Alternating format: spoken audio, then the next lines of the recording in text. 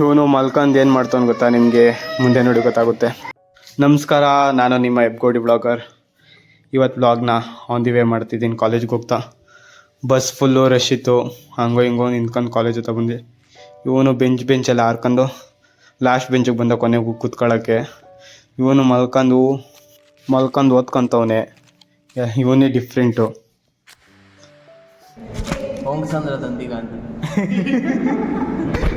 ಇವ್ರು ತ್ರಿಮೂರ್ತಿಗಳು ಅವ್ರ ಸಂಸಾರದ ಪ್ರಾಬ್ಲಮ್ಗಳನ್ನೆಲ್ಲ ಮಾತಾಡ್ಕೊಂತವ್ರೆ. ಏನೇನು ಸಂಸಾರ ಪ್ರಾಬ್ಲಮ್ ಐತಂತ ಗೊತ್ತಿಲ್ಲ. ಪುನಿ ಆ್ಯಸ್ ಯೂಶ್ವಲ್ ಜೂನಿಯರ್ ಹುಡುಗಿ ಜೊತೆ ಮೆಸೇಜ್ ಮಾಡ್ಕೊಂಡು ಕೂತವನೆ. ಕ್ಲಾಸಸ್ ಎಲ್ಲ ಅಟೆಂಡ್ ಮಾಡ್ಕೊಂಡು ನಾನು ನಮ್ಮ ಮನೆ ಕಡೆಗೆ ಬಂದೆ. ಫುಲ್ಲು ಸುಸ್ತಾಗಿತ್ತು.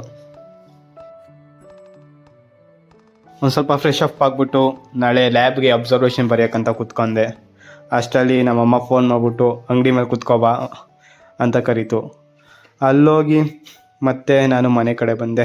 ಇಷ್ಟೇ ವಿಡಿಯೋ.